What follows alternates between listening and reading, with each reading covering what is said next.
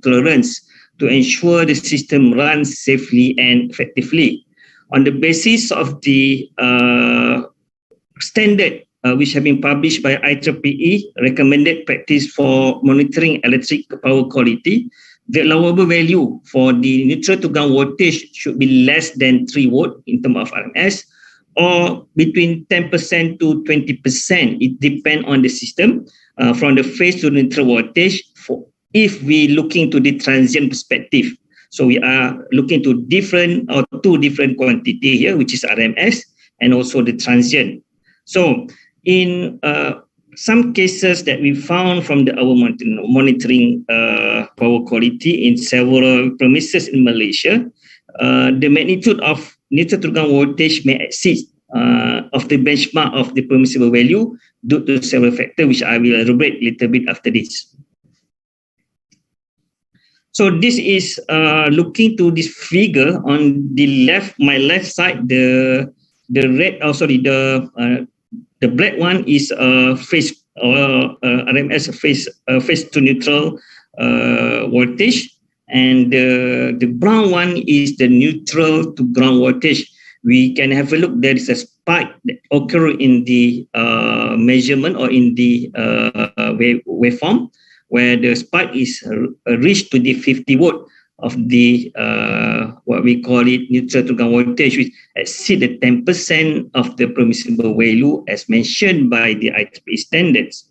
So this kind of the excessive value of voltage should be mitigated or should be avoided to be happen in the electrical system.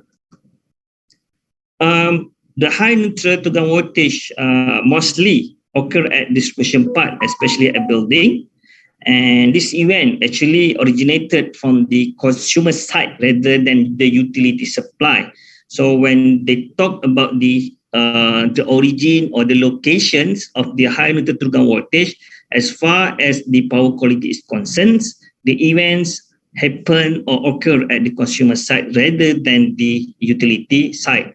So when we talk about the event happen at consumer side, or the consumer need to monitor and protect the system themselves rather than they ask the utility, because the utility won't bear the responsibility of the problem related to high neutral to ground voltage, because it's coming from the consumer side.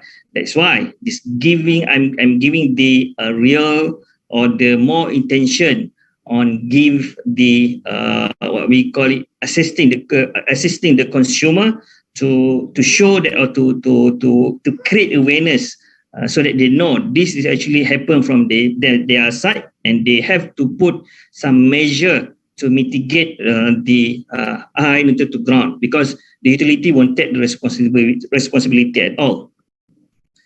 So there is no guarantee that the neutral to ground voltage value is less than or below than the permissible limit. Therefore, we think that it is very important to identify what kind of the factor that trigger the high value of neutral to ground voltage, so that we can give a correct action or correct mitigation action to mitigate the issues. So we think that the identification step is a very critical, since the disturbance or the high neutral to ground voltage will result in the losses in terms of finance, time and energy, while the problem remain unresolved. So it is very important for us to really identify what kind of the factor that contribute to the excessive value or excessive voltage in between neutral to ground. So the factor mostly that contribute to this kind of excessive voltage is due to the loose termination in between neutral to ground conductor, harmonics and lightning strike. This is the most common factor that contribute to the excessive or high neutral to the ground voltage as far as our monitoring is concerned. So each factor needs to be mitigated with different approach. So of course, we have to develop some sort of the robust or resilient classification system that can identify correctly what kind of the factor that contribute to the high neutral to ground voltage at consumer side. And talking about the classifications, of course, with the recent development of AI, this is the massive, amazing technique that we are going to utilize to classify the high neutral to ground voltage factors automatically. And of course, as I mentioned, the aim is to ease troubleshooting operation in terms of time and resources, and automatically assisting the consumer to take a right mitigation action pertaining to the high neutral to ground voltage. And talking about the framework of high neutral to ground voltage classification, this is the model, or this is the framework that's commonly or usually being followed in terms of developing the classification techniques, where we start with data collections, modeling, feature extraction, and classification of high neutral to ground voltage using AI approach. So the basic or the most important thing is at the feature extraction, where we need to develop a robust or strong solid feature extraction to identify or to create the features that can distinguish the factors which contribute to the high neutral to ground voltage. Okay, we talk about, we go to data collections. Data is gathered from main switchboard at any local building using the power quality measurement equipment. It's very important for us to have a power quality measurement equipment to gather the data. So the measure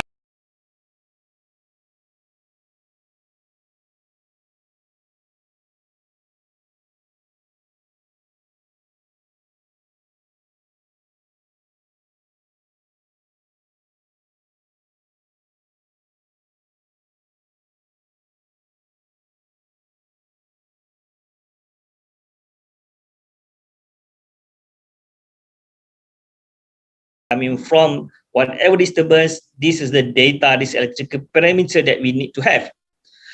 Okay, in addition to this kind of the parameter, normally the power measurement also provide to us the power parameters such as real power, reactive power, and apparent power.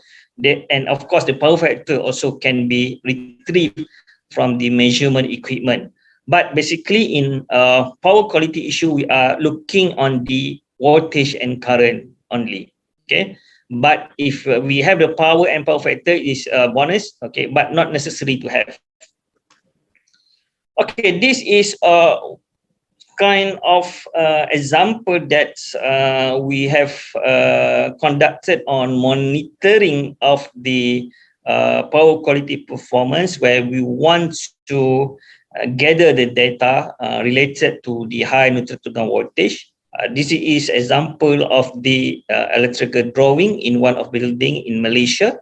So this is the point that we made.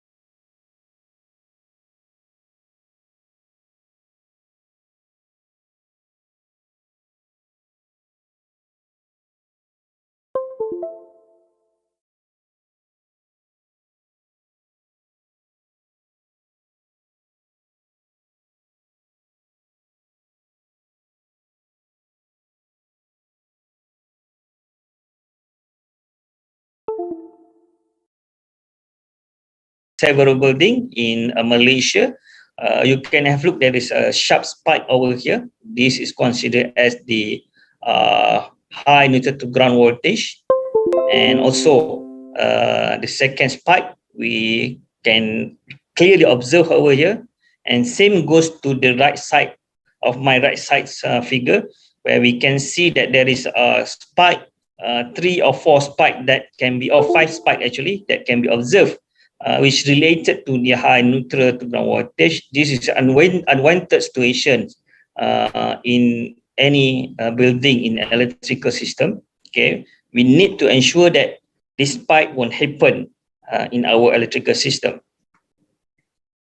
So talking about the modeling, okay, we have after we gather, we need to model the electrical circuit which used to demonstrate the baseline circumstances. Definitely, when talk about model, we need to develop the model based on the normal situation or as a baseline situation or baseline circumstances. And also, once we complete the baseline situation from the modeling, we inject or we develop the factors that contribute the unwanted situation. We develop or we model the high neutral ground voltage in the model in what we call electrical circuit. Okay, so in the sense of we want to have some sort of the how the high neutral ground voltage occur based on the simulation. Okay, and in Malaysia, we use 415 volt. The focus of the model when we talk about high neutral ground voltage is end user part, or at close to the what we call it, the lowest part of the voltage. Where in Malaysia we do have a 415 voltage which connected to the final equipment or final end user parts. And we also, in our model, we use SLPE cable, which is commonly used in Malaysia. And most of all the cable specifications, such as impedance and size, is modeled according to IEEE standards, where in Malaysia, we do have Malaysia standards, but the Malaysia standard is basically based on the IEEE standards. So we follow suit our system based on the IEEE standards. In terms of load, of course, when talk about the model, we have the source, we have the impedance, and we have the loads. So nowadays, we have the different cluster of load, which is linear load and non-linear loads. So for the linear loads, the model should consist of RL components. And for non-linear loads, we develop this model based on the harmonic contents based load, which being connected in one model or one nodal circuit. So this is the idea how the model of the loads being created in our system to observe how high neutral to ground voltage occur in our system. And in terms of grounding, okay, in terms of grounding system in Malaysia, we use most of the system or common building system use a TT ground system. So definitely, when we talk about the practical model in our system, we might embed or we might adopting the TT grounding system to ensure that our model is close to the practical situations in Malaysia. So this is the illustration or the simulation that I have talked about. We do have here the source with a 415 volts, 50 hertz, and MSB here, and also in MSB there is a impedance, and we have a MSB neutral also impedance over there, and also the loads. And this is the grounding model that we attach or we put in our system. Okay, so basically this is the common or the practical model that we have developed to emulate the building in Malaysia. Okay, when we talk about the model, of course, we want to have a look the resulting output from that model.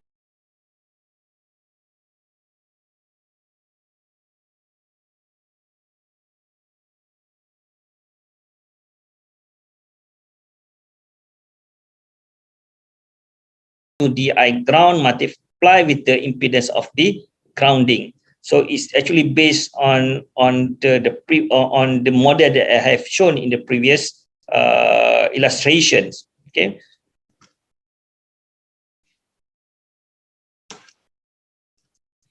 And once we complete the model, we go to the next step, which is feature extractions. So the feature extraction process is one of the most important before we classify the factor that contribute to the high neutral to ground voltage. So it can be defined as transforming a signal from original form of waveform to new form which suitable information can be extracted. Okay, the aim of feature extraction is to provide unique characteristic which can represent every kind or every single factors that contribute to the high neutral to ground voltage. Okay, so from this process we can identify different kind of features that indicate this kind of features coming from this origin of factors. These kind of features coming from this kind of B factors, for instance. Okay, normally the features extraction being utilized a different kind of approach. The first one is original measurement, which is using the RMS value. The second one is signal processing, Fourier analysis, wavelet, Gabor, and S transform. And perhaps also can be used the parameter of signal models. But in our case, we'll use the signal processing for extracting the features related to the high neutral to ground voltage.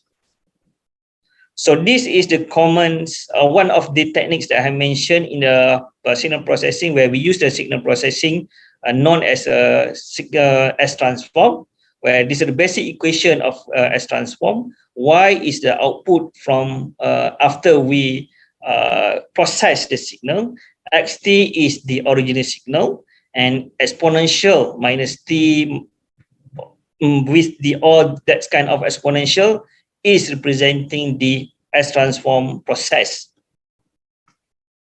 So from that features, we extract certain statistical features which use the standard deviations, means, variance, skewness, kurtosis, and total harmonic distortion.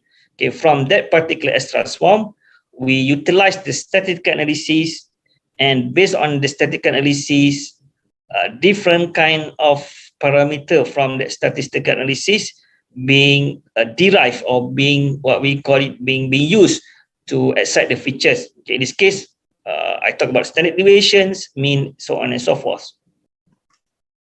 So this is the illustration how the features of the high neutral to ground voltage being extracted.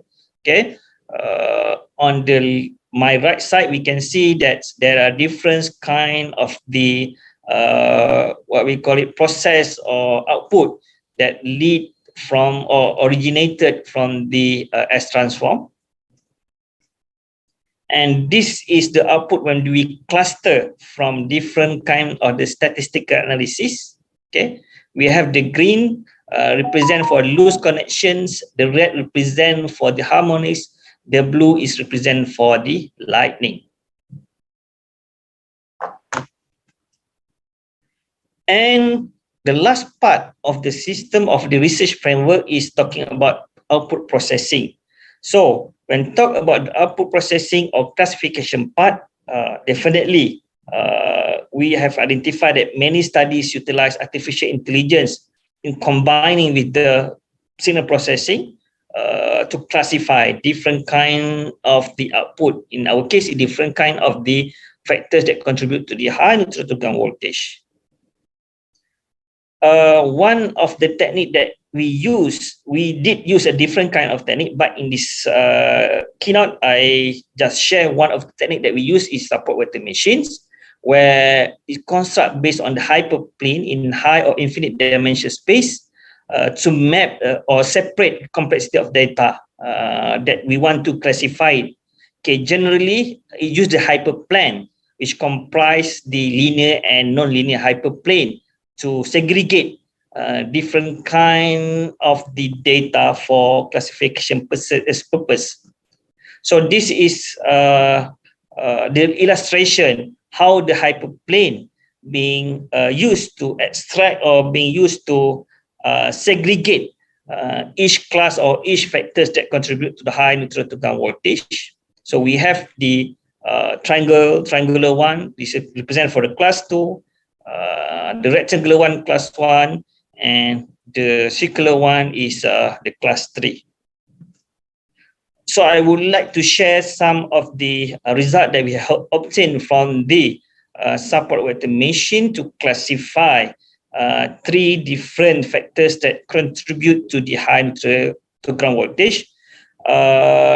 From the 28 of data that we preliminarily conduct the classification, there's only what we call it one error that occurred. We can see that the one that have been dotted should be on the number 3, but suddenly or errorly go to the class number 2. So class 1 represent harmonics, class 2 represent the loose connection, and the class 3 represent lightning.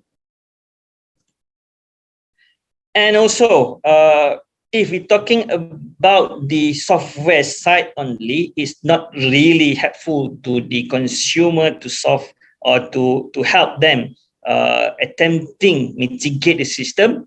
So we develop the real-time high neutral to ground voltage classifications where it used hardware based on this different sensor emitters.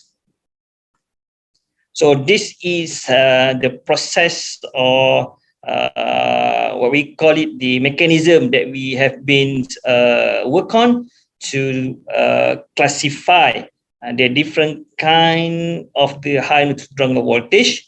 So we do use the LabVIEW component or LabVIEW approach as the interfacing between software, which we have developed based on MATLAB, where we embed AI and all signal processing on that particular what we call it, on that particular features extraction and classification, and we embed in this particular LabVIEW to work as a real-time classification for high neutral to ground voltage. And looking to the last part of my presentation, we are talking about the opportunity of this research area.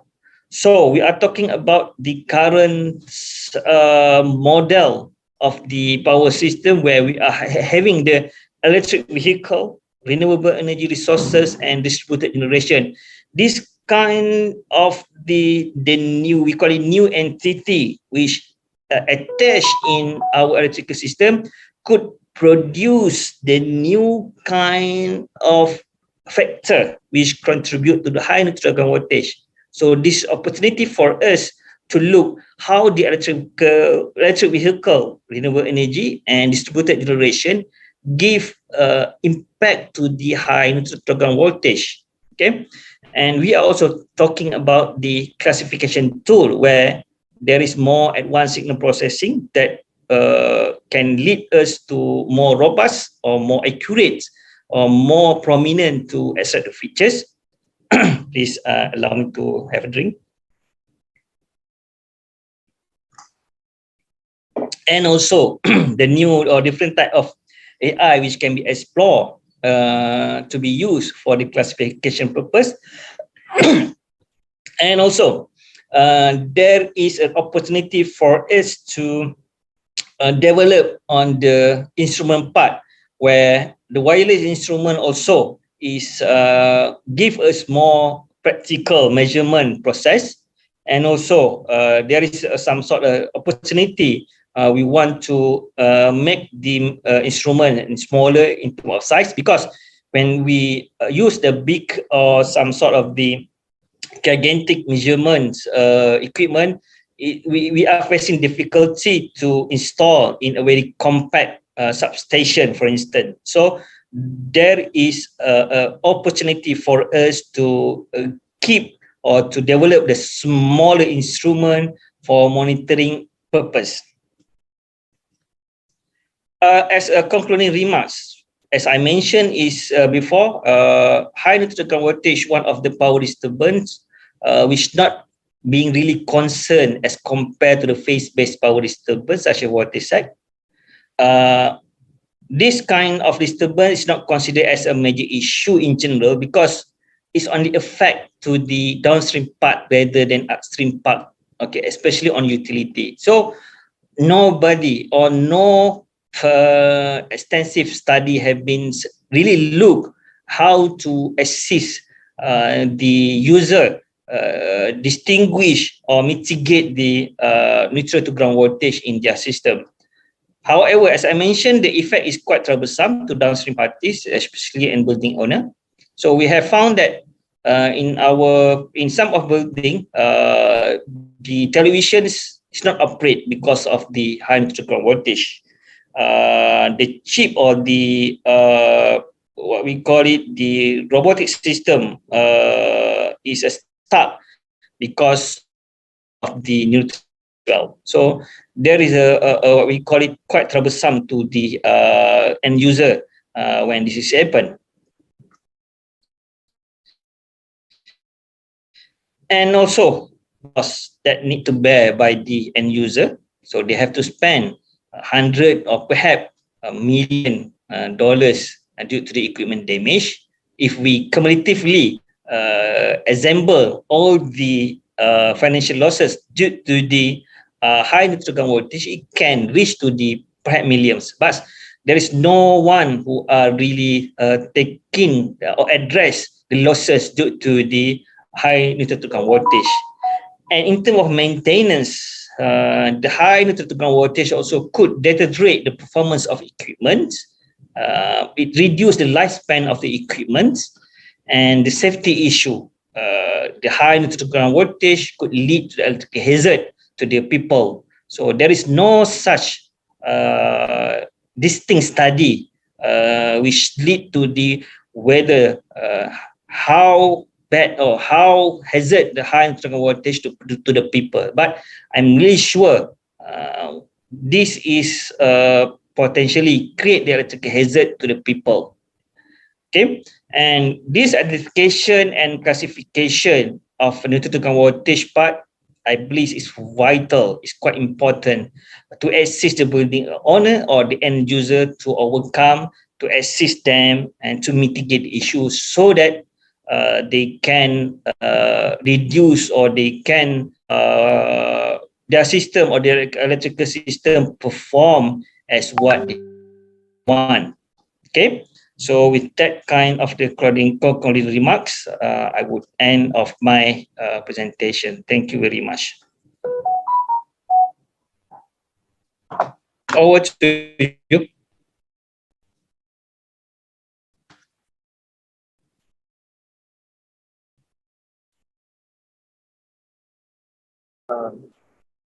Thank you very much, Dr. Ahmed Fareed, for this interesting talk. Do you have some questions from the audience? Yes, please. Can you hear me? Can you hear me? I can't hear you. Okay. Thank you very much for a very important talk about the our quality issues. Can you kindly suggest the problems that can be helped or solved with the help of the better grounding quality? You have mentioned the voltage that is equal to ground, which results into problems. So how much is this caused by the grounding wire itself, the grounding itself, by the wire matrix? So is that one of the factors that is considered in the analysis? Can Chairperson repeat the question? I can't hear very well. I can't hear at all. Yeah, I will try to repeat. Can you hear me? At all. I'm sorry, sir, I can hear you. Or if possible, Chairman can MC can repeat your questions.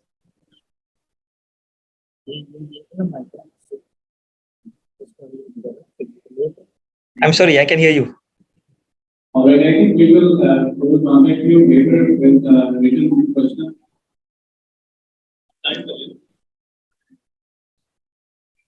Sir ये मैं हाल ही यहाँ से बात करें आप ही से पूछते हैं doctor I'm sorry.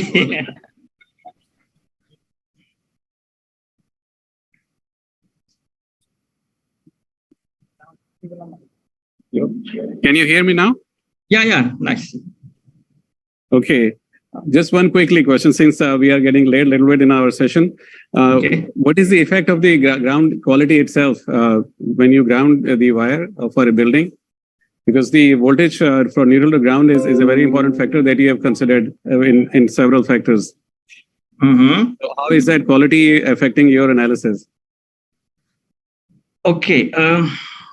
We're talking about the quality, as I mentioned, is the effect of the neutral to ground voltage can affect the what we call it the electronic equipment. For instance, we have found that there is a burning of electronic card, which related to the electronic equipment. And also some cases where the what we call it the electrical hazard, as I mentioned, when the neutral to ground voltage is high, and there is also some sort of the noise that's we call affect the performance of the electrical system. For instance, the voice, when there is interference between high neutral ground voltage to the what we call it to the communications rotor, it will create unnecessary what we call it noise. We can hear the noise very well due to the high neutral to ground voltage, actually related to the harmonics at neutral to ground voltage. Okay. I see. Okay. Thank you, Doctor. Okay, welcome.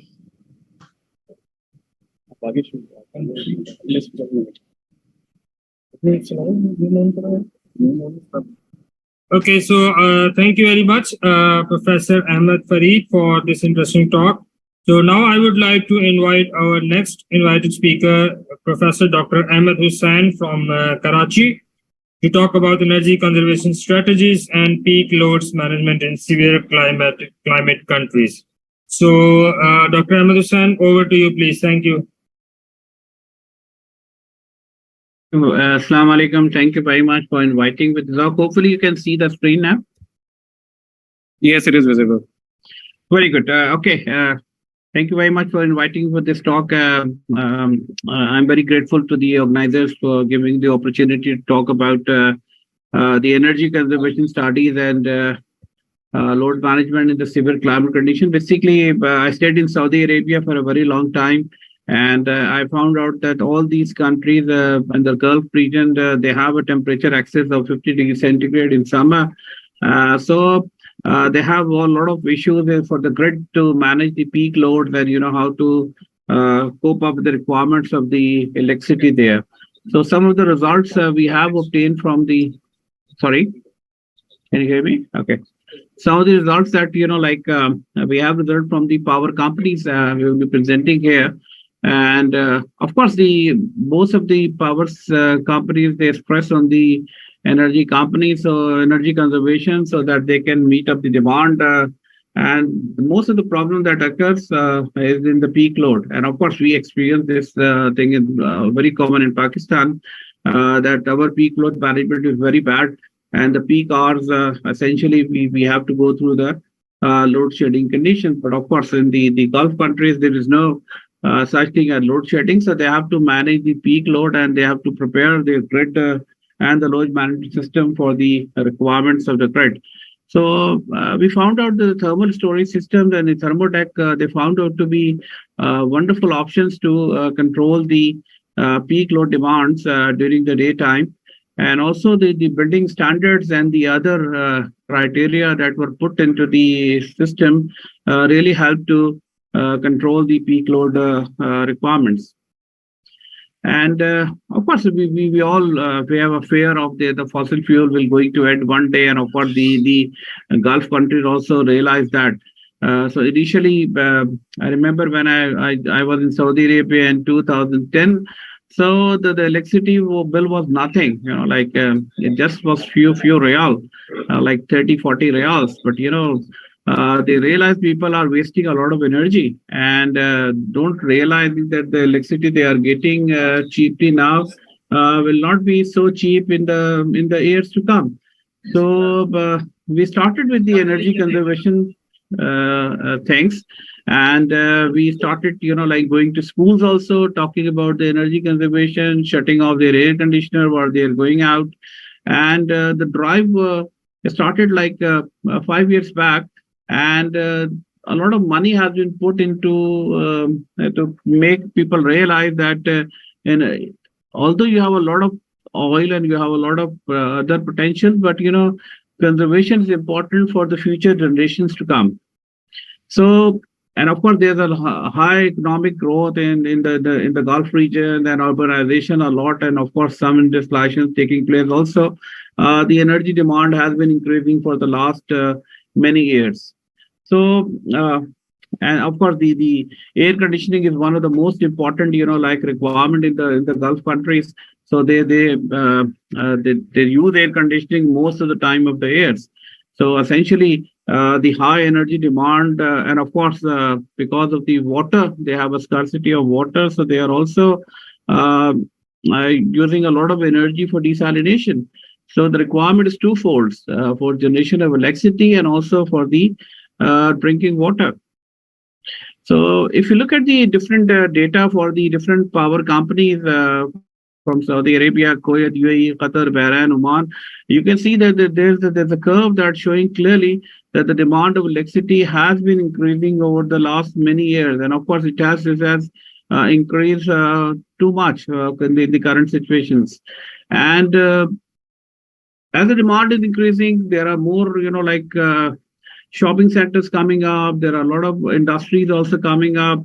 So the situation is worsened more by the peak load, where everybody need energy in some time of the day. So mostly in the daytime, the energy requirement becomes too high. So the grid has to fulfill that demand. So there's a huge pressure on the power companies to make the system available and to satisfy the requirement that is normally in the growing hours of the day. And as we all know that most of the systems in Gulf countries, they use the thermal power plants as well as the gas turbine systems.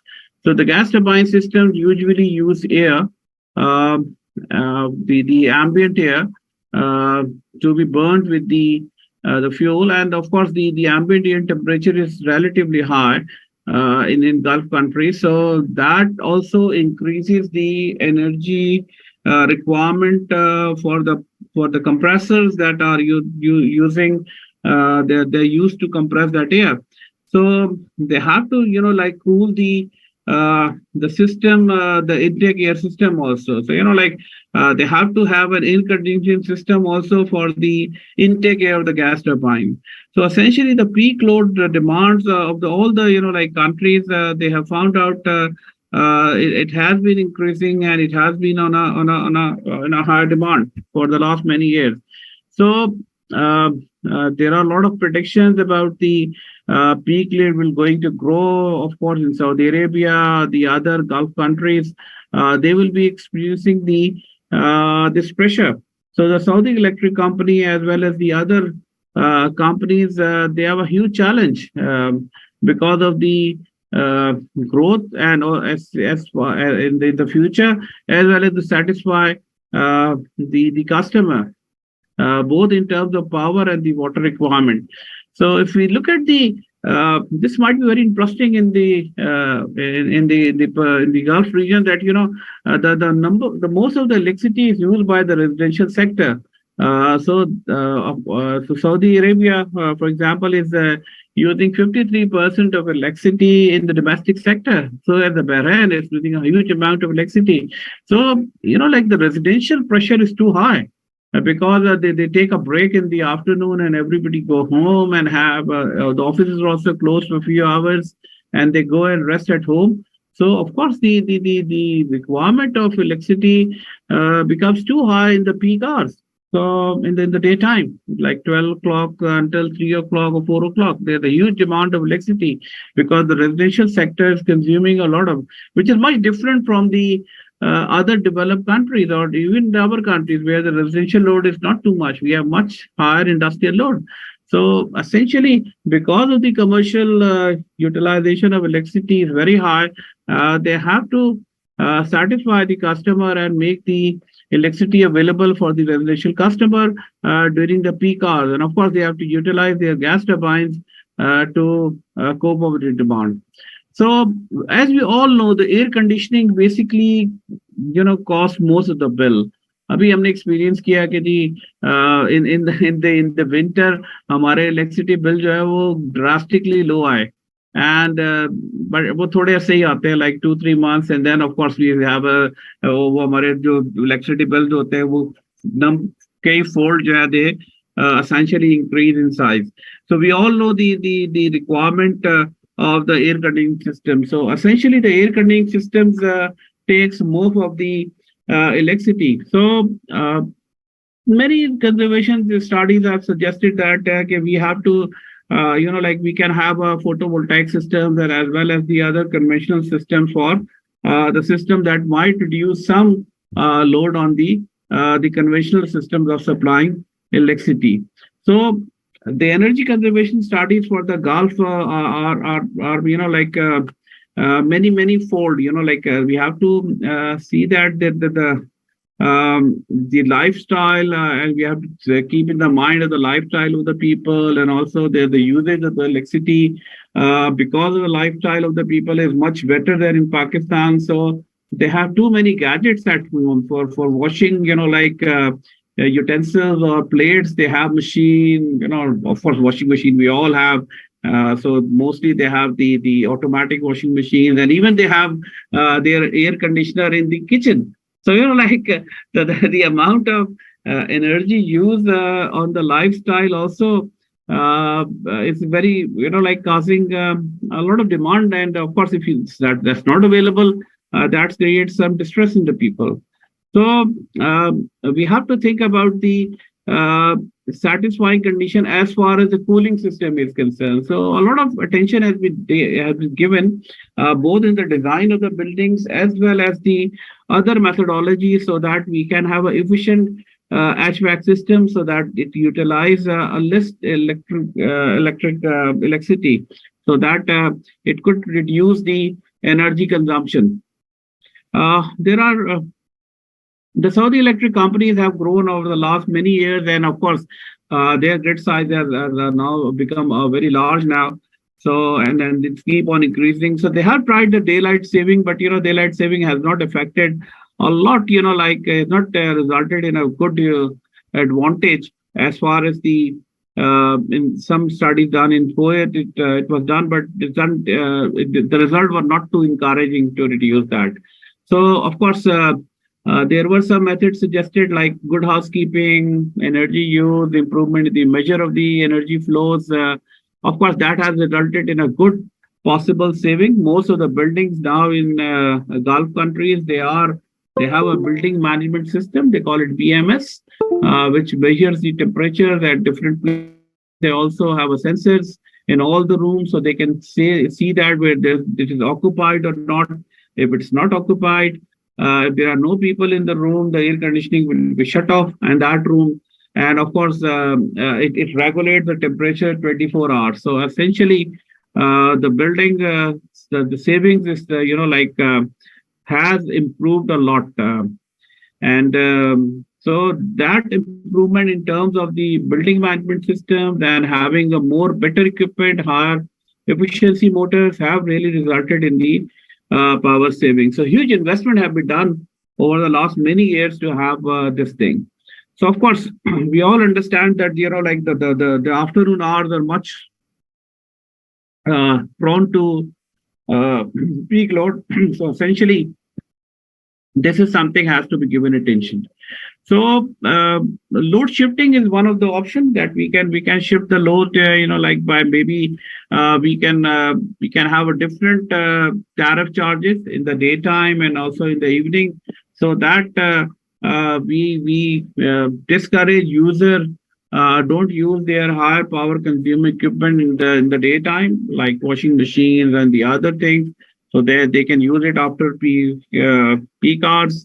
And also, load shifting, to is one way of, avoiding the um, that thing. But it doesn't much help, so we have to really think about the method that could be applied better to the commercial sector. Of course, we can have some energy conservations studies by multiple tariff, or having awareness about the energy conservation. But we have to look at the more energy consumers. Look at the bigger energy consumer, like shopping malls and the other centers, or the big the universities and the colleges, where the electricity demand is much higher. So essentially, from a design point of view, the two things were implemented from a regulatory point of view in most of the buildings. For example, all the big shopping centers, the universities and the colleges, they have to have a basically we call them a thermal storage systems, or they have to have a system where they can generate ice water in the night, where the electricity is abundantly available. So they make ice water in the night, and in the daytime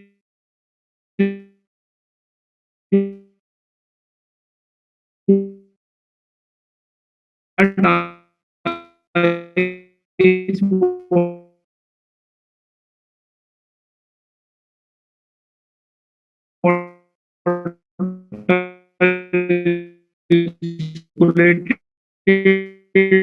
through the systems, and that can cool the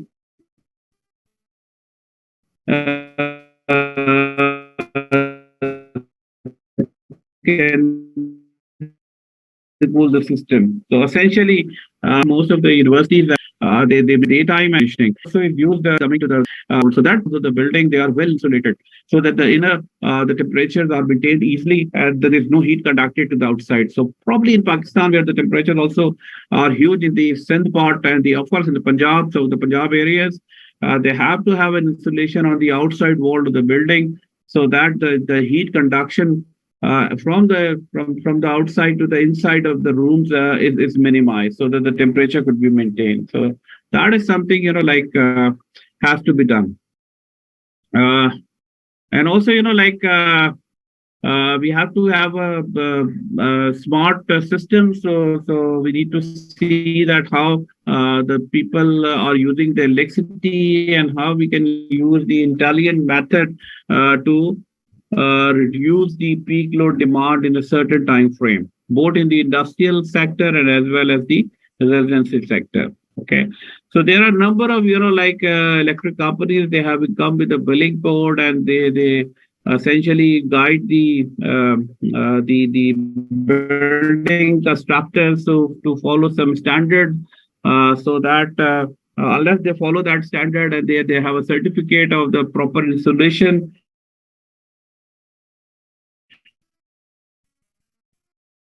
then only they will be giving the connection. So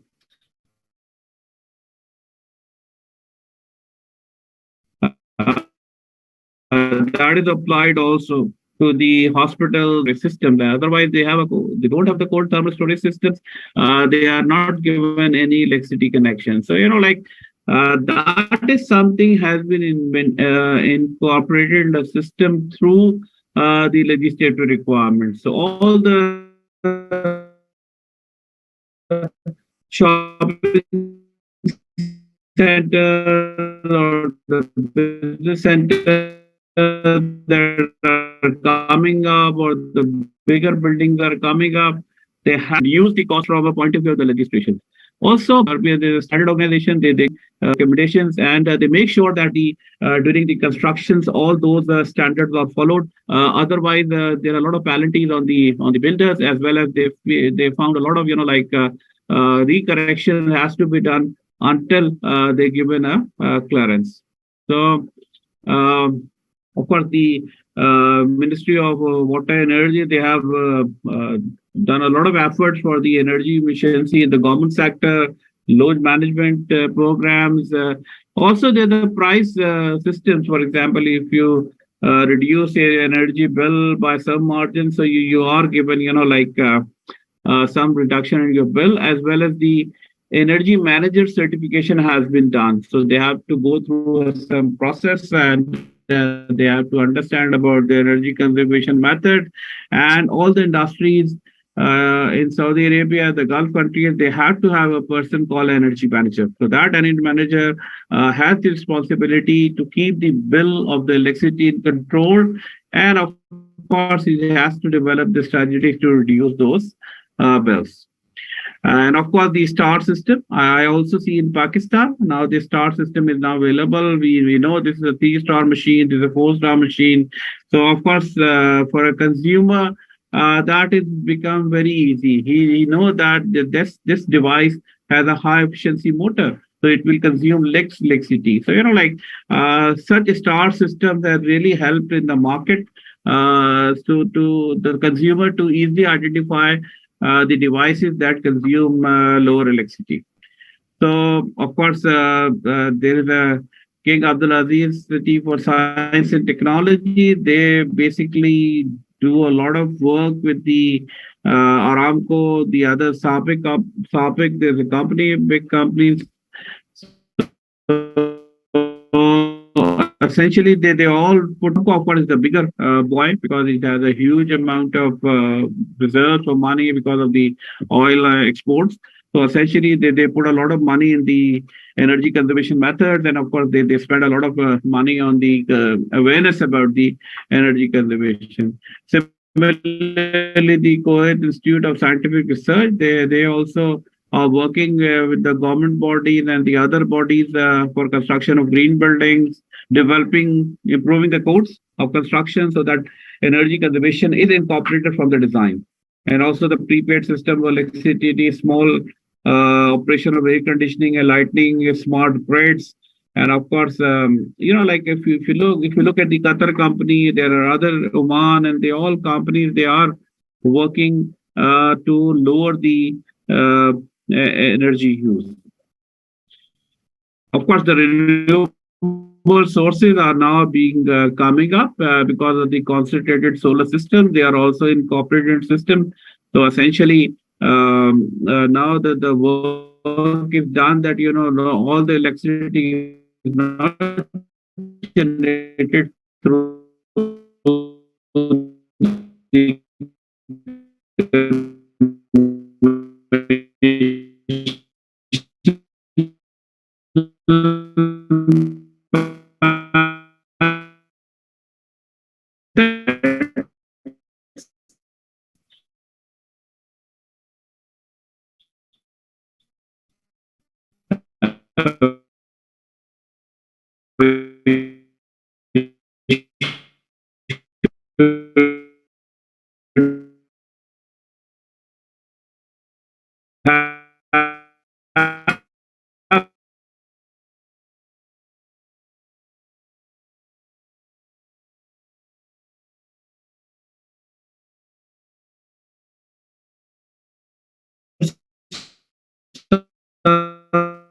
energy, the dependence will also energy in the system. So all the investment done on the green being subsidized.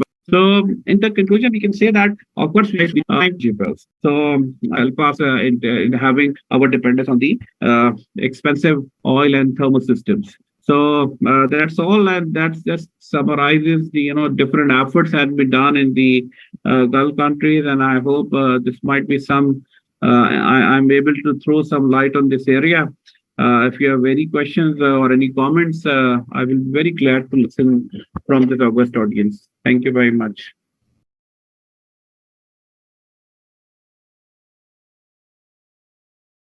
Thank you very much, Professor Dr. Ahmed Hussain, for the provided talk. So, in the audience, if anyone has any question, please. If there is any question,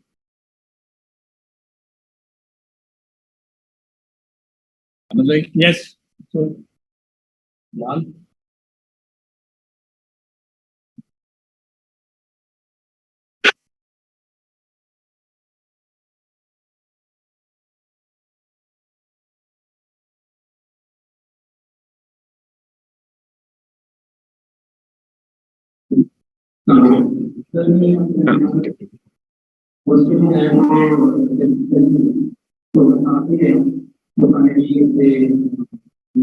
अच्छा, मुझे आपकी आवाज समझ नहीं आ रही है exactly mic पीछे रखे ना थोड़ा सा।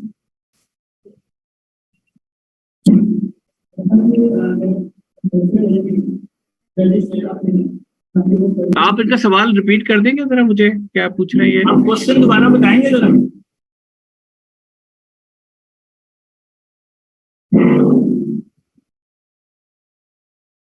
मुझे खुद भी नहीं समझ असल में वो कुछ गूंज आ रही है. I can not hear what he really want to say. जी क्वेश्चन क्या है आपका?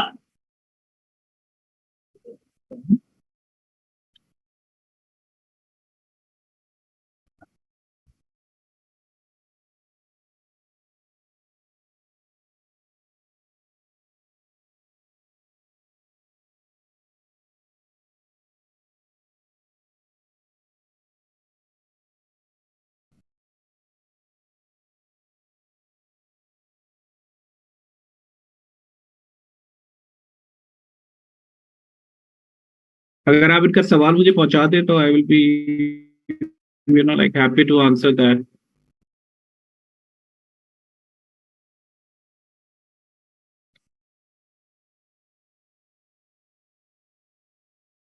कोई बता सकता है क्या सवाल है इनका? I can not hear from anyone. Doctor साहब, so thank you very much. We will move towards the next presentation actually. Oh, thank you very much. Thank you very much, sir. Okay, thank you so much. Thank you. So we will move towards the next presentation. We have our distinguished speaker from LAMS, Dr. Fiyaz Ahmed Chaudhary. So Dr. Fiyaz Ahmed Chaudhary is the director of LAMS Energy Institute and adjacent faculty in the electrical engineering at the department in the Syed Babar Ali School of Engineering and Science and Engineering. Dr. Chaudhary possesses a doctoral degree in electrical engineering with an experience of 37 years. He remained the director of NTDC as well, and he has been providing the consultancy in the field of electrical engineering for a long time. So I would request Dr. Fiyaz Ahmed Chaudhary, please come for your presentation. Thank you.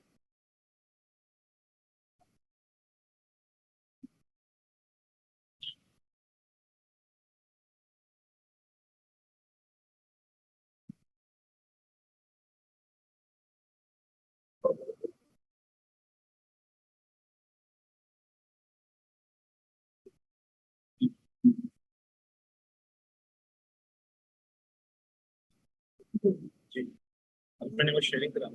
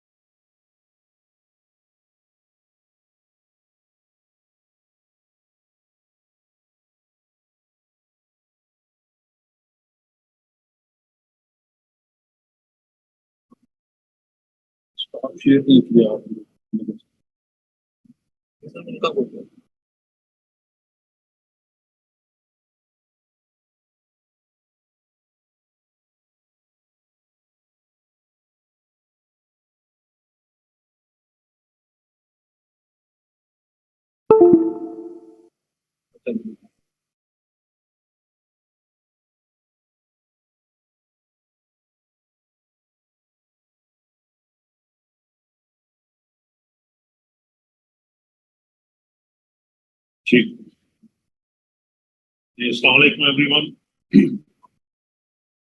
The peers, I have to stand here. Ready?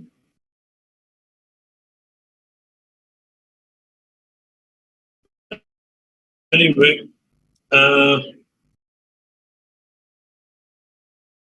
if you can also give a couple of mics, in the audiences, because I need to ask, a couple of questions. Hello.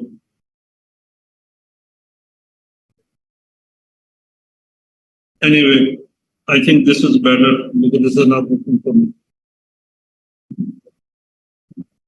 Hello. Quality is not good.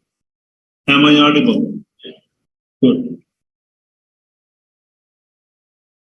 So, what is really causing, Pakistan's energy crisis? This is everybody to ask this question to specialists and at home and everywhere, wherever you go. So everybody talks about whether it's a politician or it's a professor or in the industry specialist. So everybody is talking about energy crisis. And what we have been doing up till now, we have been providing solutions. But what solutions? Those are supply solutions. So we have always been talking about supply solutions.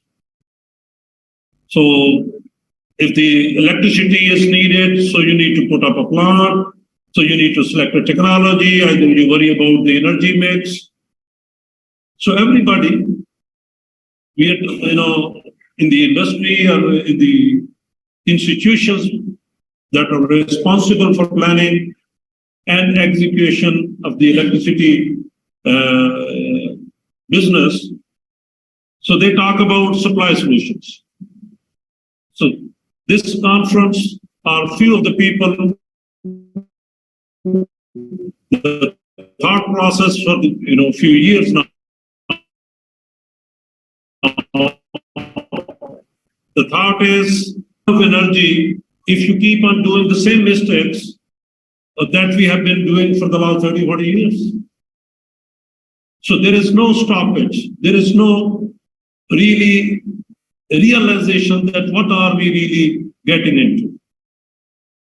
So my today's talk is just an educational effort that at least some of us realize where the real challenge is.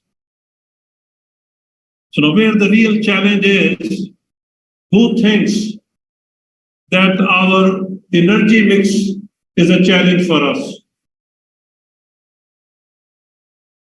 If you can raise your hands, at least I will have a fairly good idea, like what is the state of knowledge that we have in the hall, so that I can accordingly change some of the topics that I wanted to discuss. But I need to understand your understanding of the energy sector to some extent. So people, do they realize that the electricity is expensive? Everybody agrees? Agrees. So why? Do we know why this is expensive? Real reason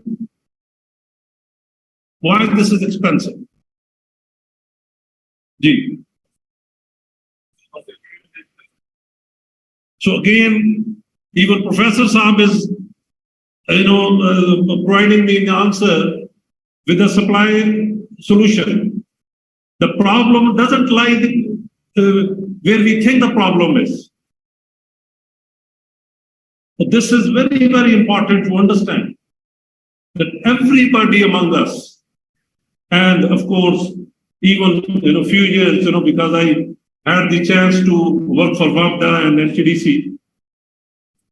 So we were all at that time, we were again providing the supply solutions. But the problem doesn't exist there. If you spend money, you get thing what you want. But do we really need to spend that money? That's the question. So everybody thinks that electricity is expensive because our energy mix is bad. Yes, partially your answer is correct, but the real answer is, so what do you see on this graph? This graph shows you 7 years of hourly dispatch information from the National Control Center. So, if you look at this blue, I hope I have, yeah, this blue portion, what is this?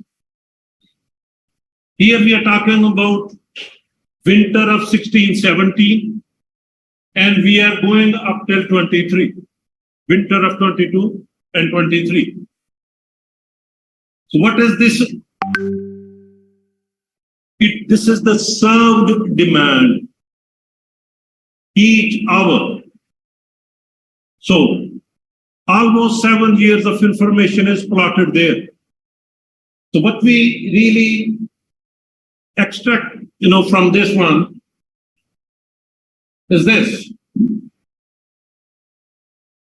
So our base load only last year, it went up to 8,000. All the previous years, we either just touched 7,000 or we were always below 7,000. And we're talking about 23 crore people. How many? 23 crore people using only 7,000 or less megawatt. And what's going on, my?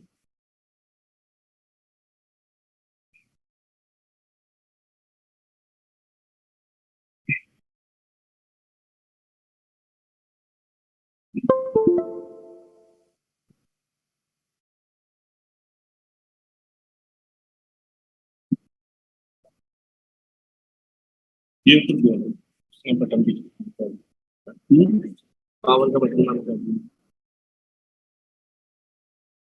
दिया बिजली वाले ने घर बिजली नहीं यार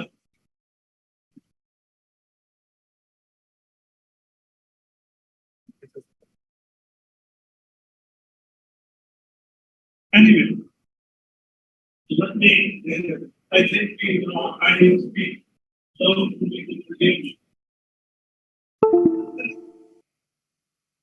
yeah. Look at this slide. If demand was less than this slide, year,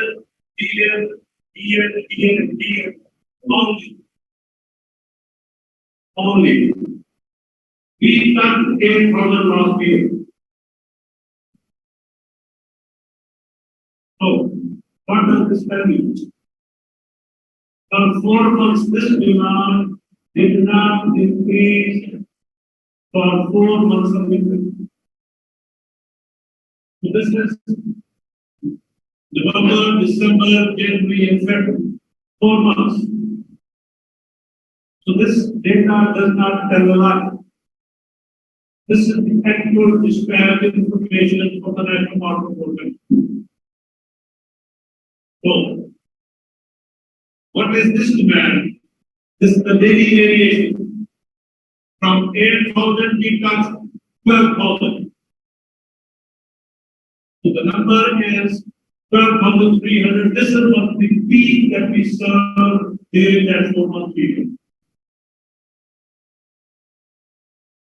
So just look at demand never got across 11. Demand never crossed 11 in all the previous years. And as far as the total supply is concerned, In 18, we had ample power available. There was no deficit. So the energy was available, power capacity was available, but we never increased our demand. This is what the problem is. Why the demand is not increasing?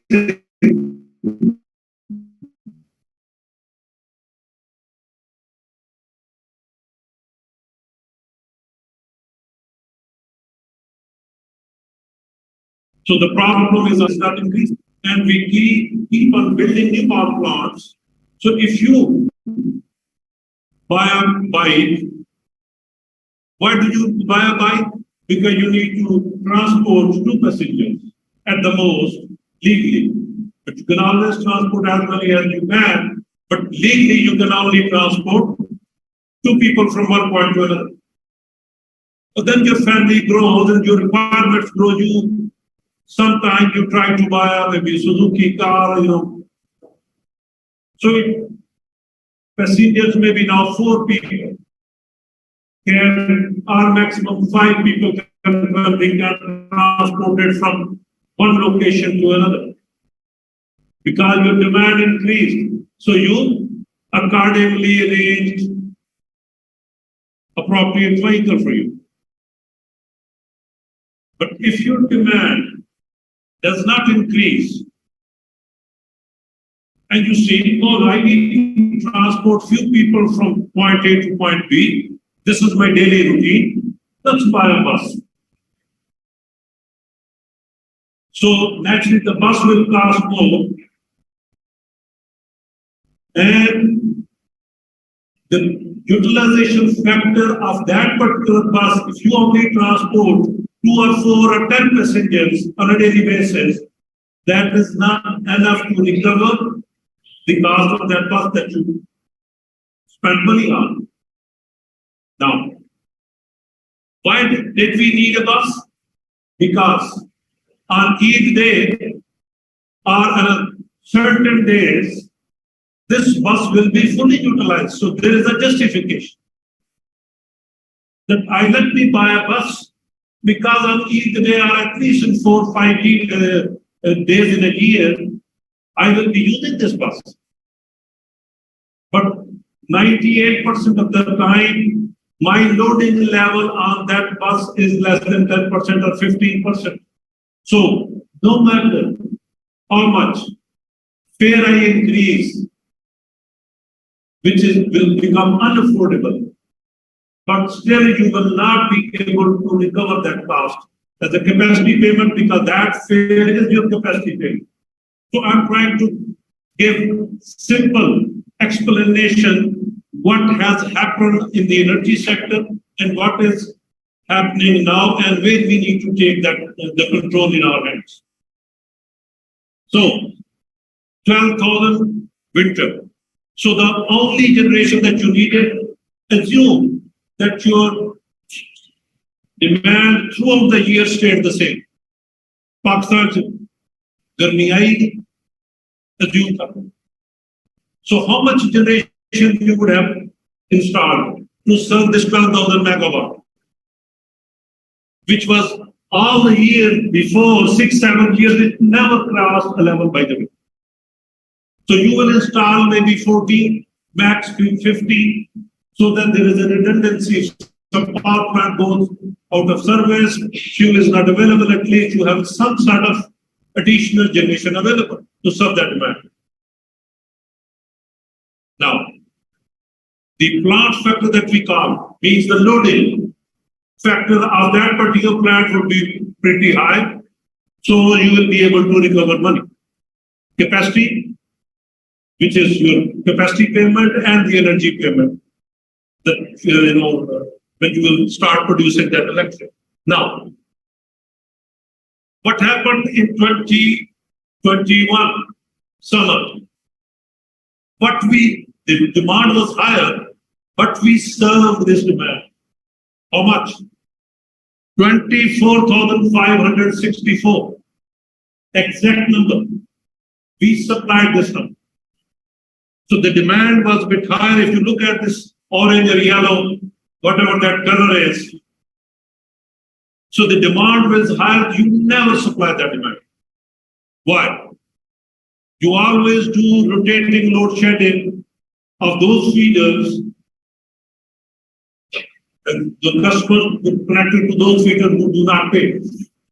So there is a perpetual load shedding of 2,000 to 2,500 megawatt during winter and 3,000 to 3,500 during summer, always. Because there is a parliament decision that if a region or a customer does not pay more than that feeder, you do not get recovery for more than 50%, you can turn that feeder off. So the utilities, the distribution companies, do not turn that feeder on for more than 4 to 5 hours. So there is a rotating load shedding. It's happening. This all orange or whatever that color is, you see, it has been going on for the last 7-8 years. So you will never supply until and unless we have a governance, problem to resolve. What happened last year? This demand, which never crossed 12,000 in winter, only last year because there was a change in government policy. But all year long, for the last 7-8 years, it never crossed 11,000 during winter. So what this tells you, 7,000 or 8,000 megawatt of demand, which is your base load, and 23 crore people are relying on that recovery. Means out of this, at 5,000 to 6,000 megawatt is going to the industry. When I joined WAPDA in 85, by the way, I'm a graduate of UET Lahore. I graduated in 1984. At that time, the industrial demand, the portion of industrial demand in 85 was 40% of the total demand. So what is now? You'll see only the last year it was 25%. But the previous year it was 22, 21, 23. That's what the number is. So a country like Pakistan or any other country cannot survive financially if your industrial demand is less than 40%. So we need to understand where the problem is. So what really created this problem, or who was taking more part in basically enlarging and enhancing this problem? So this is the number only in the NTDC system, 18,000 megawatt. If you include the electric, another 2,000. So 20,000 megawatt is used for what? 20,000 megawatt of generation is used for cooling load. आपके ये जो पंखे चल रहे हैं या कभी air conditioner on हो जाएंगे चंद दिनों बाद. सो बेसिकली आप अपनी दीवारें ठंडी कर रहे हैं. मैंने आपको पिछले 8 साल 7 साल का डेटा दिखाया है. सो आपने ये जो जनरेशन लगाई है, जो एनर्जी में सप्लाई सोल्यूशन किया है, किस काम के लिए? कि मेरी दीवार ठंडी हो जाए, जिसको मैंने अपनी कम अकली से अपने घर को ना इंसुलेट करके अपनी घर की कंस्ट्रक्शन मेथोडोलॉजी को रद्दी की टोकरी में डाल के अपने पुरखों का हजारों साल का नॉलेज वो मैंने रद्दी की टोकरी में डाला. अपनी ऊंची छतें रोशनदान खत्म किए, बरामदे खत्म किए, डब्बे बनाए और उसके ऊपर आपने एसी ठोका. So that's where the problem is. So हम लगे हुए हैं सप्लाई सोल्यूशन. अभी आपके जितने प्रोजेक्ट्स हैं वो कोई सोलर लाके बैठा होना है, कोई और कुछ लाके बैठा. So that's where the focus is. So the problem lies somewhere else, and we are trying to find solutions from somewhere else. So ये 20,000 megawatt. अब इसके data क्योंकि I'm at lunch and because I have connections with NTDC or CPPA because I've been part of that group. अब आपको जो मैंने दिखाना मैंने एक स्लाइड में ये मैं अगर मैं इसी पे बात करता रहूं तो this is more than enough. ठीक है जी, मैं और 10 मिनट 15 मिनट बात करना चाहूंगा क्योंकि अभी तो मैंने स्टेज सेट की कि प्रॉब्लम कहाँ है. मैंने कहा आप इस तरह करिए जो हमने 24,562 या 64 सप्लाई किया है इसको 1,000 नीचे कर क्योंकि आई हैव मैंने कहा लास्ट 1,000 उसका नंबर है 85 आवर्स. अब वो जो मैंने भी बस की मिसाल दी है अब थोड़ी थोड़ी समझ आएगी कि वो जो बस है उसको मैंने ईद शबरात के लिए इस्तेमाल किया लेकिन उसकी मैंने कैपेसिटी पेमेंट सारा साल दी. मैंने कहा चले जी 1,000 और नीचे कर लें. So the 2,000 megawatt, how many hours did we really supply? 435 hours. So now out of 8,760. So आपने गाड़ी लीज करके रख ली अब उसकी पेमेंट दिए जा रहे but you're not using it really.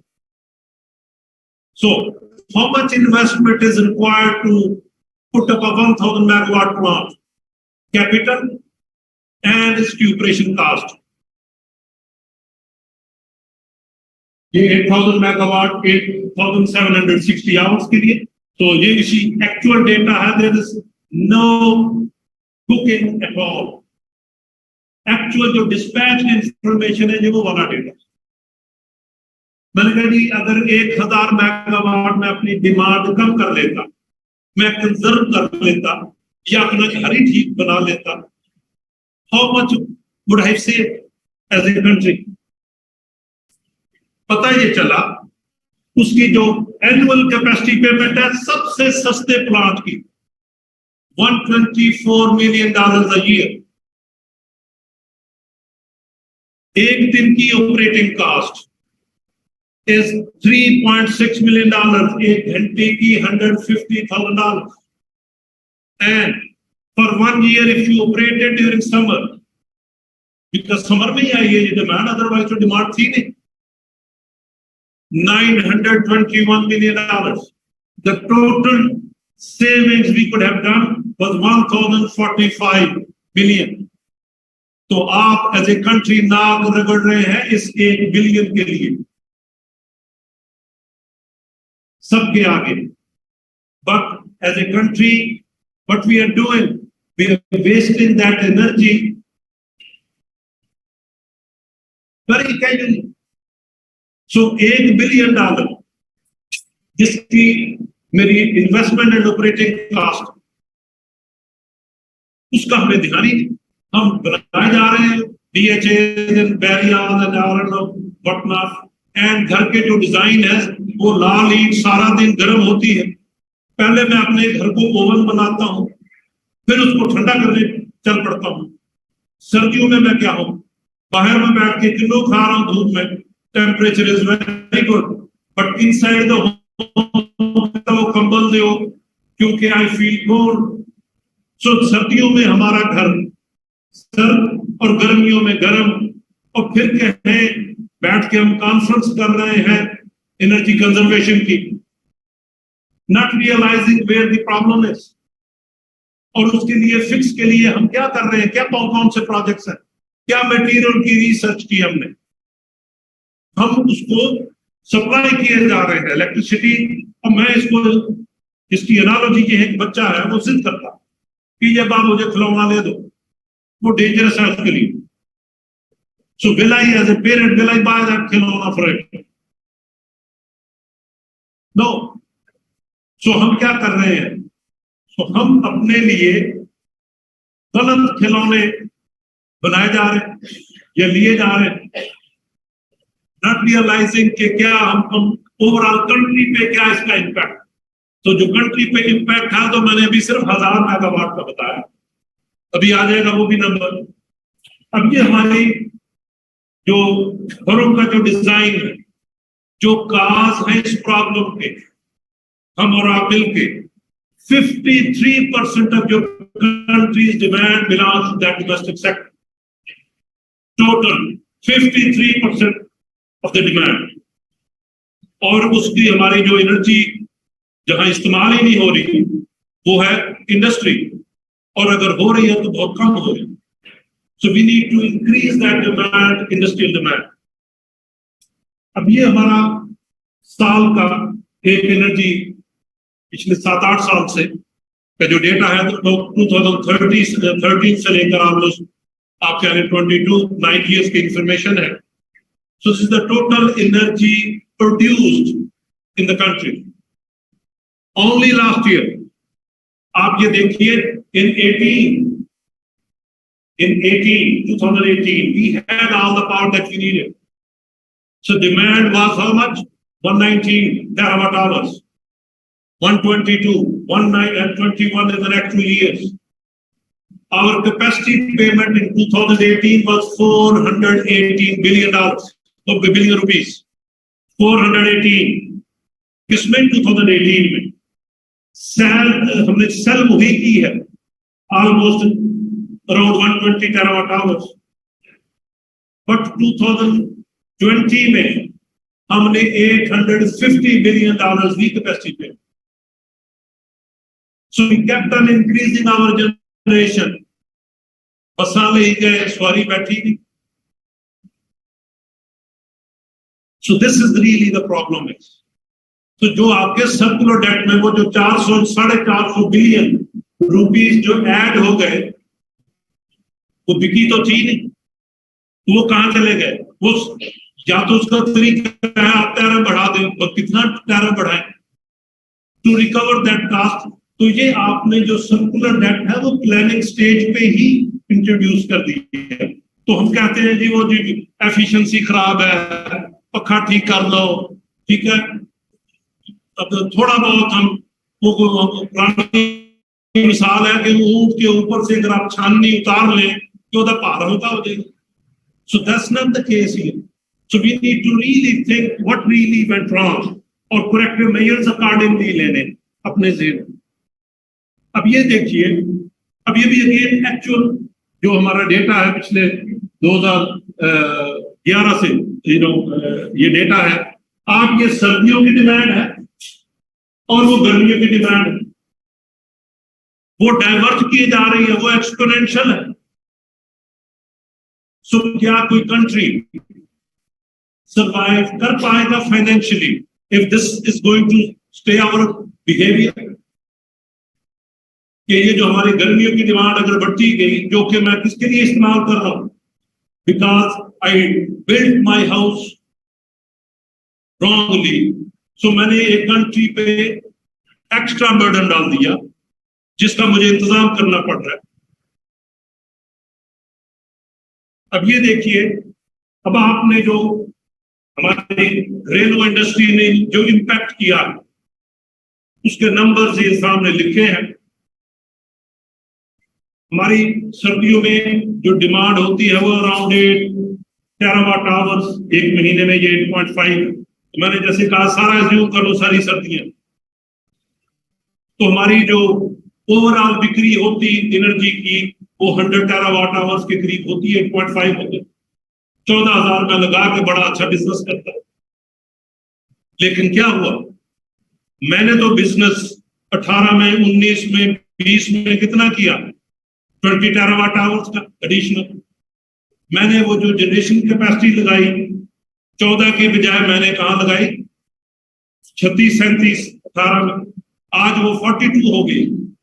सो वो जो 18,000 मेगावाट आपको मैंने दिखाया या एनटीडीसी के या के इलेक्ट्रिक के 20,000 मेगावाट, उसके लिए आपने 26,000 मेगावाट एडिशनल लगाए, जिसकी कैपेसिटी पेमेंट आप दे रहे हैं, और उसकी किसके against? $84 million for NTDC, 84 billion rupees नहीं है, ये capital expenditure you need to spend to supply that demand, $84 billion. और अगर उसके 2000 के इलेक्ट्रिक के भी लगा लिए जाए, दीवारें ठंडी करने वाले, तो 92 billion. That is what the country is paying debt service. ठीक हो गया जी? तो ये चले, इसको मैं स्किप कर लेता हूं। अब ये हम यहां रुके नहीं, वो जो ब्लू ग्राफ है वो इलेक्ट्रिसिटी का ग्राफ, और जो ग्रीन ग्राफ है लाइट ग्रीन, ये हमारी गैस का ग्राफ। आप गर्मियों में तो रोटी खाते हैं, सर्दियों में भी खाते हैं, लेकिन सर्दियों में रोटी खाना मुश्किल है, बिकॉज गैस खत्म हो गई। और गैस क्यों खत्म हो गई? Again house is to be blamed, क्योंकि आपने स्पेस हीटिंग करनी है। आपकी वो जो गर्मियों में डिमांड, आपने खाना बंद तो नहीं किया, तो गर्मियों में डिमांड तो यहां है। तो ये जो मैंने हाथ सेकने के लिए जो अपनी गैस को इस्तेमाल कर रहा हूं, हालांकि इतनी सस्ती है, इसका इंपैक्ट क्या है? $2.7 billion in 1 year. So that's where the problem is. Our housing sector, where we need to spend some research funds, अगर टाइम वहां लगाएं कि how can we adopt, जहां तो अपने पुरखों के पुराने, अभी आप हिरन मीनार चले जाएं, वहां उन्होंने अभी भी वो टनल के जरिए से हवा का इंतजाम किया हुआ है। आप चले जाएं बहावलपुर, वहां जो पुराने उनके मोहल्लात है, उसमें देखिए कि कैसे उन्होंने कूलिंग का इंतजाम किया हुआ है। ठीक है, अभी आप बहुत दूर जाने की जरूरत नहीं है, आप रेलवे हेडक्वार्टर चले जाएं, वहां देखें कि कौन कितने कंडीशनर्स लगे हुए हैं, और वो जो लोग वहां काम कर रहे हैं, are they comfortable? So they are really comfortable. मुझे छतें हैं, रोशनदान है, हवा का कोई इंतजाम ना हो। So we really killed ourselves. और हमारे आर्किटेक्ट्स, हमारे यूईटी के जो ग्रेजुएट्स, ठीक है, और हमारे सिविल इंजीनियर, हमारे इलेक्ट्रिकल इंजीनियर, हम सिस्टमैटिक जो प्रॉब्लम आया उसको लेके चल दौड़े। तो जो रियल इश्यूज कंट्री को कर रहे हैं, together we need to sit together all engineering community. और ये हमारा पीएस सारे अदारे उस एतबार से काम, ये लास्ट स्लाइड है, तो करना क्या है? प्रॉब्लम तो पता लग गया, तो हमें क्या करना है? अपने घरों को प्रॉपर, जो हमारा बिल्डिंग एनवेलप है, उसको इंसुलेशन प्रॉपर, उसको, ताकि वो हीट, उसको पहले ओवन क्यों बनाए, फिर उसको ठंडा करने के चक्कर में पड़े, ये काम करें। फिर घरों में हमने अपना बहुत, उसकी जो हमारी ईंट, उसका वजन बहुत है, लाइटर मटेरियल इस्तेमाल करें। आपको आरसीसी उस हिसाब से, छत स्ट्रक्चरल इंजीनियरिंग का कॉन्सेप्ट है कि आपको उस हिसाब से कम करनी पड़ेगी। इसी तरह अप्लायंसेस भी नेचुरली एफिशिएंट आपको करना पड़ेंगे। वाटर का रीयूज बहुत बहुत इंपॉर्टेंट। हमारा ग्रे वाटर किसी जगह भी इस्तेमाल नहीं होता, गो बैग्स, ठीक है।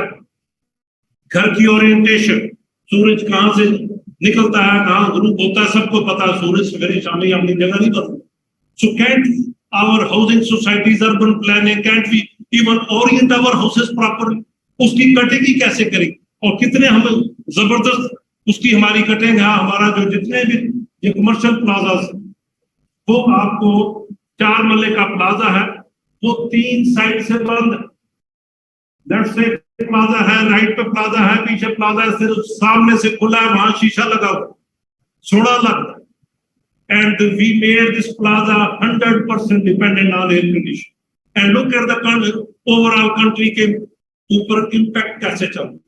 सो we need to rethink our urban planning. उस हिसाब से घर की वेंटिलेशन का हो, रिन्यूएबल एनर्जी सोर्सेज इस्तेमाल हो, जियोथर्मल एनर्जी, हमारे 15 फीट नीचे constant temperature. Why don't we use that temperature to cool down the 45 ambient? So there are many solutions available, proven technologies available, but we need to change our mindset. Thank you very much.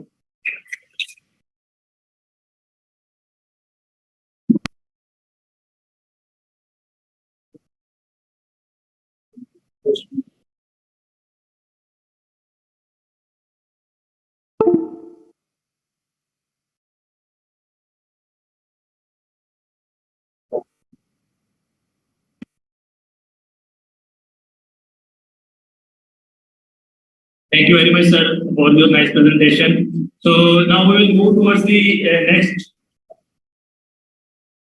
We have the panel discussion. So it's a panel discussion on industrial and dynamic linkages in energy sector. We have some experts from the academia and some from the industry as well. So I would like to request Colonel Retired Irfan Aslam Saab, Chief Operating Officer, Solar Tech Private Limited, please come on the stage.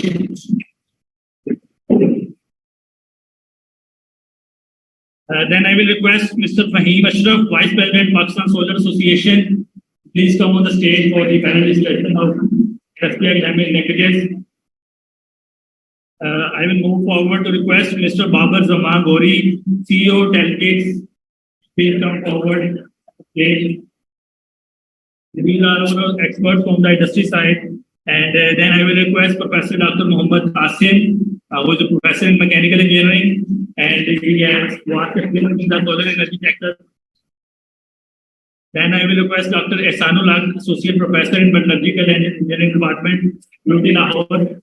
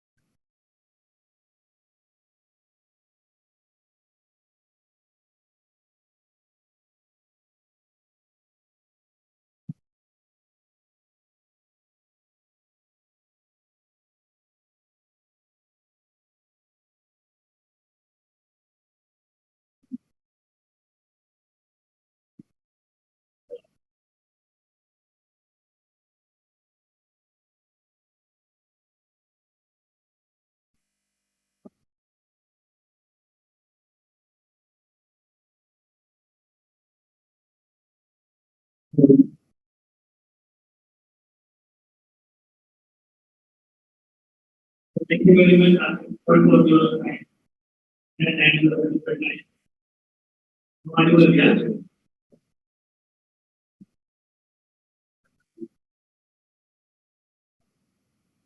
So we will start the panel discussion and we have half an hour. So I would like to request, right, let's get what we are looking for in the industry. This is one better for the country government. So we would like to request our expert in India to give us something.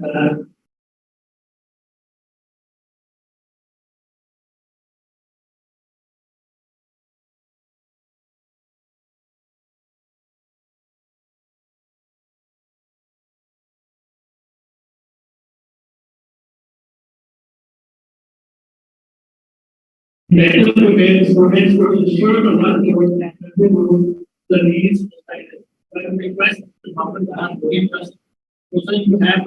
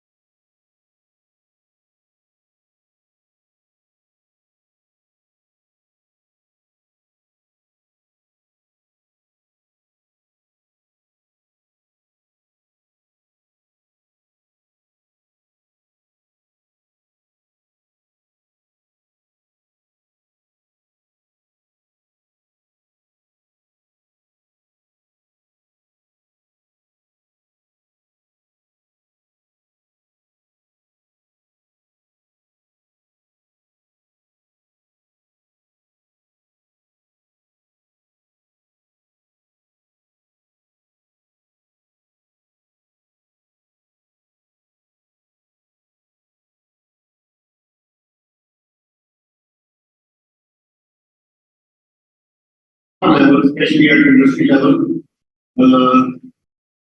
In fact, it is very unfortunate that there is a huge gap where our industry is actually not going to accept this thing. I should be very honest with students, my kids sitting over here, that the industry is not supporting the universities for research and for all other things which can bring very fruitful results and fruitful solutions to us. Sir, no doubt there is a big gap. We from industry are not supporting our university in terms of funding, in terms of welcoming our students who have a lot of potential. There is no doubt in that. हमारे जो बच्चे हैं, मैं भी ये stall visit कर रहा था एंड रियली इतने अच्छे इन्होंने कम रिसोर्सेज में इतने अच्छे सॉल्यूशन बनाए हुए हैं, लेकिन being from industry, I do not fund anyone. Very unfortunate. और हम इसलिए नहीं करूँगा कि ये मेरी इंडस्ट्री से लिंक नहीं है, जबकि this is my social and this is my corporate responsibility कि हम इनमें से अगर आए हैं तो एक नहीं तो दो प्रोजेक्ट मेरी कंपनी में डालें और उन बच्चों को पे करें, उसको और ज्यादा इम्प्रूव करें, उसको एडवर्टाइज करें. आई डोंट से कि वो मार्केट में ला सकते हैं. तो sir gap is a part of R&D. Very important. This is the time this gap is not bridged. और हम लोग जो कि इंडस्ट्री से लिंक हैं, जो कि किसी भी इंडस्ट्री की बात करूँ, I am not only talking about solar power, I am talking about any industry. We need to invest in our students. We need to invest financially in our universities. हमें इनको फंडिंग करनी पड़ेगी, हमें अपने बच्चों को फाइनेंशियली सपोर्ट करना पड़ेगा, हमें टेक्निकली इन्हें सपोर्ट करना पड़ेगा. सिर्फ फाइनेंशियली नहीं, जो हमारा एक्सपीरियंस है हमें वो अपने बच्चों को बताना पड़ेगा और वो हमें उसके वो सोल्यूशन निकाल कर दे सकते हैं क्योंकि मेरे जैसी उम्र के सही में भी. तो sir best way is this के आप जिस तरीके से ये बच्चों के सेमिनार हो रहे हैं, इंडस्ट्री के सेमिनार करवाएं, उन्हें मोटिवेट करें, उन्हें बताएं कि आपकी क्या कैपेबिलिटी है, आपके बच्चे क्या क्या हमें करते हैं और इन रिटर्न वो फंडिंग करें, वो अपना रिस्पॉन्सिबिलिटी पूरी करें. और अब ये जो 2-3 प्रोजेक्ट देखकर रियली मैं I was so glad and I wish कि मैं उनको किसी तरीके से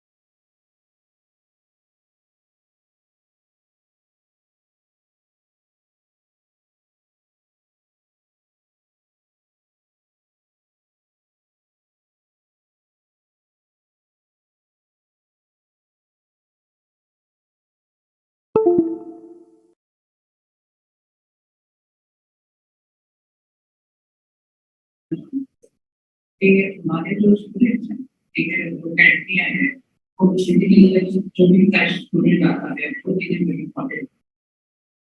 उनके पास mostly practical knowledge as compare to international के वहाँ पे प्रैक्टिकल नॉलेज जल्दी स्टूडेंट. तो हमारे पास प्रैक्टिकल नॉलेज नहीं होता स्टूडेंट की. इनफैक्ट हम we hire somebody and come to it and really don't explain critical answers, financial impact of it's pretty clear this year. So we have to be ये fact इस वजह से gap आ रहा है, बहुत ज्यादा गैप आ रहा है फ्रेश ग्रेजुएट्स में और इंडस्ट्री में, क्योंकि इंडस्ट्री और यूनिवर्सिटीज की एकेडमिया की application one thing I can suggest कि जो हो सकती है कि जब कोर्सेज डिजाइन किए जाए, जब